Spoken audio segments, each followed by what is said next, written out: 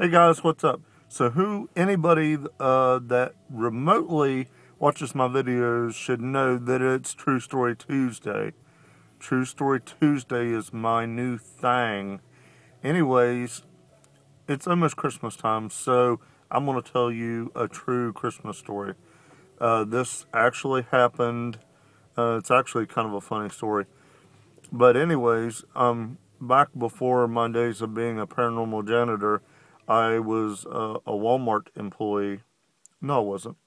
I was a Walmart employee, but not at the time of this. I was actually a feed store employee. And anyways, I was living with my first wife. We were married. It was our first Christmas. We were broke. We were poor. It was a bad time. We were living in an apartment where we actually didn't even have heat. It was really rough living. But needless to say, we had no money. Our bring home basically paid for rent and a couple groceries, and that was it. So I'm going to tell you this story, and I don't want anybody to stoop to this, what I stooped to, because I've never done it again in my life. But here I was, a new husband. I was young. I was like 21, 22 at the time. And I wanted our first Christmas to be special. You know, looking back, it really didn't matter so much because we got divorced, a couple of years later. But anyways, I wanted to have this special Christmas, right? So I enlisted the help of one of my buddies because we intended to go out into the wild and cut down a tree because I didn't really have money to buy a tree. And, it was my intention to go somewhere, and cut a tree down that was legal. But he and I got to talking, and he knew where there was a perfect tree, but it happened to be in somebody's yard. Well, it wasn't right in their yard, but it was right off of their yard. Well, anyways, he talked me into it. So we wait till like 11 o'clock, midnight, to go get this tree because we don't want to be cutting down a tree out of somebody's yard in the daylight. And like I said, I feel bad for this, but I was young and dumb, and it's the only time I've ever done anything remotely like this. So we go to this house. It's like 12 o'clock, something like that. And of all things, what does he bring but a hatchet to take down the tree? Not a power saw, which, I guess he was going for the stealthy ninja deal. But this hatchet, and this was a pretty good sized Christmas tree, so it took a good little while to get this tree down. While he commenced hacking at the tree, I was playing the part of lookout. So I was watching, for, anybody, cops, whatever. So he's whacking away at this tree. Well, the light comes on. So apparently they've heard the butchering of their front, yard.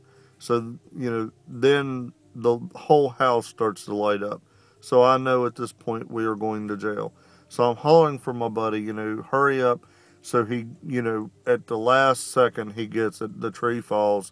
He throws it in the back of the truck, and we go rip-roaring down the road. Well, I live in West Virginia, and it's very rural. Not so bad as what it used to be, but it's still pretty country. And where we was at, we was basically right in the middle of farm country where we cut this tree down. And where we cut the tree down, you have to go through a covered bridge. When we got to the bottom of the covered bridge, there was a parked officer. And it was really weird that there would be a cop car out there at that time of night, out in the middle of nowhere. So we abruptly turned around and went the other way. And to this day, I don't know why the cop was there, because it didn't follow us, or I don't think it followed us. It, just sat there. So we went the other way. There was another way out of this place, so we was going the other way. So we're rip-roaring down the road, probably about 60 mile an hour on a one-lane, country road. It's, like a little bit past midnight. And on down the road a good ways, a deer steps out into the road. And my buddy, he's like, uber redneck, a lot more than me, so. and he has an old beat up Ford F-250 with a huge brush guard on the front. So hitting this deer is going to cause no damage. So he decides to hit the deer. So he jams the accelerator and goes flying even faster. So we're probably going 75, maybe even 80. And he nails this doe. And the deer just kind of flies up overside the truck and over like this little ravine. So he stops the truck, jumps out of the truck, runs down the hillside, drags this bloody, beaten dead deer up, throws it in the back of the truck on the top of my Christmas tree that we just stole from somebody's yard, and then he commences to jump in the truck and go rip-roaring down the road. So as we're going down the road, then yet there is another cop car coming the other way. So, at this point we know, yeah, we're busted. We've stole a Christmas tree. We killed a deer out of season, which I don't know if, like, car massacre would lend to that. But anyways, so he cuts up this other street, and as he does that, he flings the deer and the Christmas tree out of the back of the truck, for he has no tailgate. So the tree and the deer go skidding across the country road. We go a little ways on up the hill, turn around, come back, wait for the heat to die down, for the fuzz to leave. We come back, we retrieve the deer and the tree.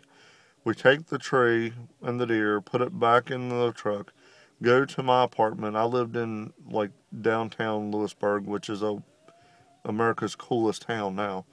But anyways, I lived over top of a theater. We was really, really poor, like I said. So we drug this tree. It was like, by this time it was like 1 o'clock in the morning. We drug this tree up the stairs on the top of this little apartment. And there's like needles falling off of it everywhere. There's deer blood and junk and deer hair all over it. So we get the tree up. I got this old rusty stand and I put in it. And my wife at the time, like, woke up to come in hearing all this clattering and everything. And at first she was like, oh, how sweet, my first Christmas tree. And then she got to looking at it and seen the blood and the deer hair. And, then she was like, what did you guys do? Kill freaking one of Santa's reindeer or something on the way to get this? So, it was a really, really bad experience, but that was my first Christmas, and that is True Story Tuesday.